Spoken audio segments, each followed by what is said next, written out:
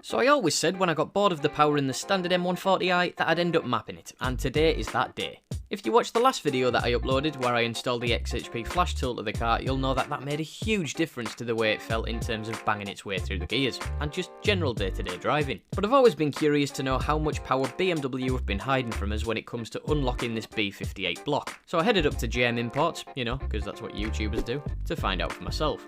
Of course, I didn't just come up here because that's where our mate Ricky brings his GTR. I've always wanted to visit the place, and I finally found the right excuse, to Dyno the 140. Before that though, I just had to have a look around, and well, feast your eyes on some of the stuff they've got in there at the moment.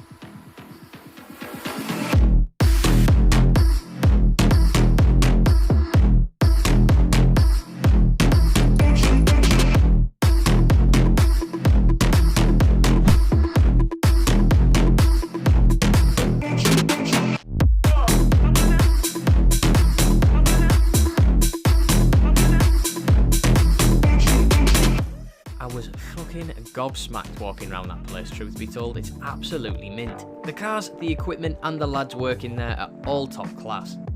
Anyway, it was eventually time to get the 140 strapped down onto the dyno for its first set of power runs. Remember, this is before the map, so a standard M140i apart from the XHP flash and a double res delete on the mid pipe. I'll just let it play out.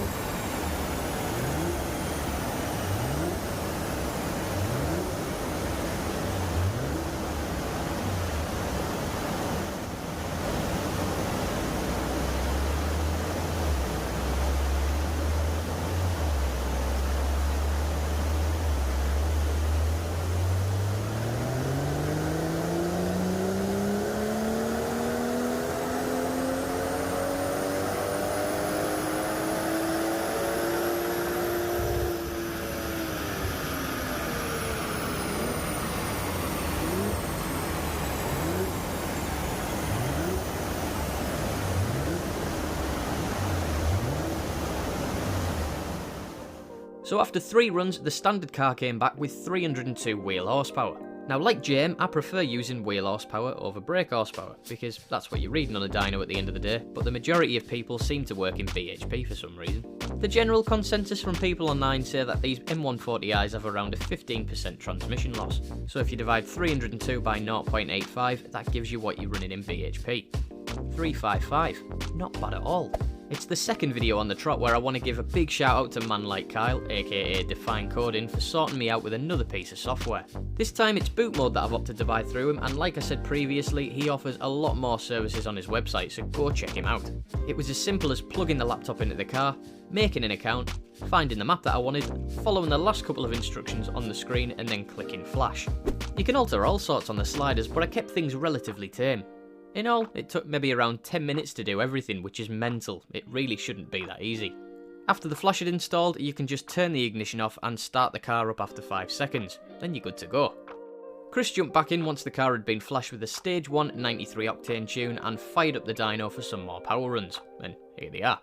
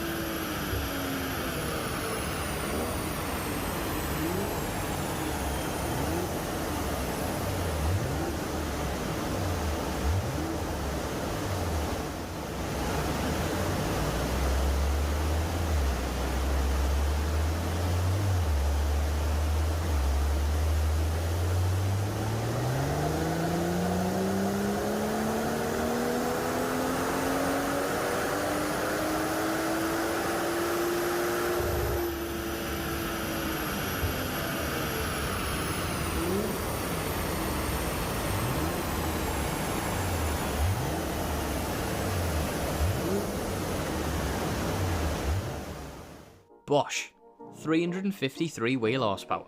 Initially, yeah, I was a little bit disappointed because at the time we worked out the BHP based on a 10% transmission loss, which would have been just under the 400 mark, which is what I was hoping for, to be honest. But like I said earlier, the standard for these seems to be around 15%, so that bumps it up to about 415 BHP, which is more in line with the figures that I've seen elsewhere.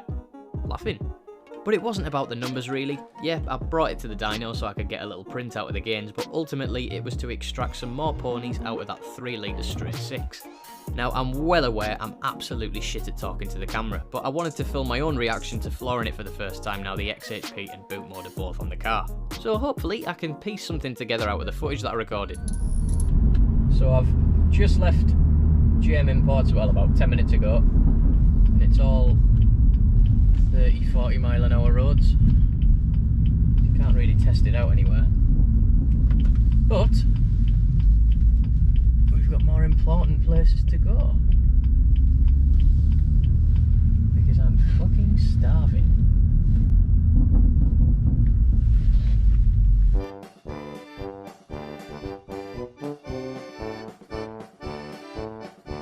I've drove like 30 miles and I still haven't been able to floor it.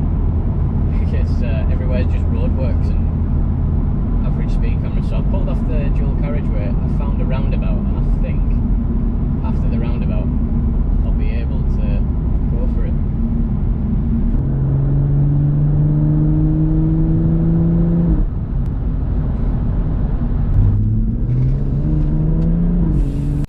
Me, that is Jesus Christ.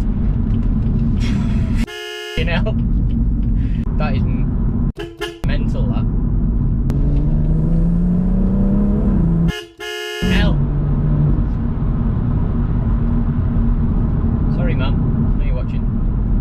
That is quality, that. Yeah, I'm well impressed with how the car drives now. The gear changes are fucking savage when you're in Sport Plus, and that extra bootful of torque you get from virtually no revs is what makes the biggest difference for me. The best part is you can stick it in the standard comfort mode and still take your granny to the shops. She wouldn't even know that it's had any of this work done to it.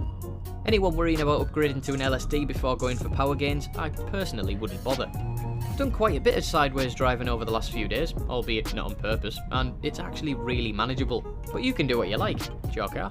This is mine, and I can't justify dropping 2k into a diff just yet for what I use it for at the moment. There's definitely a conversation to be had as to why BMW just didn't market these 140s with this amount of power from factory. My guess is they didn't do it because then who's going to buy the original M2? But I'll be discussing those two cars in another video, so keep an eye out for that coming out in the next couple of months. Just a quick disclaimer, it wasn't all plain sailing up at JM. I mean, the power of editing made it look like it went as smooth as a dolphin's beak, but we did run into a bit of an issue that we don't really have an explanation for. We put the car on the 2-wheel drive dyno to begin with, did some power runs and flashed the car with boot mode. When we came to do the second lot of power runs after the tune was installed, it had cut out at 4,500 RPM. Strange one. We then took the car off the dyno, went for a little drive, and everything was fine. You could tell the map was working. When we got back, we popped it back on the 4-wheel drive dyno and everything worked spot on. No idea why it let us take some readings when it was standard, and then died on us once the map was installed. Other 140s have been dynoed here purely on the rear wheels, but you might want to bear that in mind if you ever have any problems with yours. To summarise then, GM Imports is mint, Define Coding is the place to get your bits from, and the car goes faster than a smackhead's gyro now, and that's all that matters. Right, I'm off now. Cheers for watching.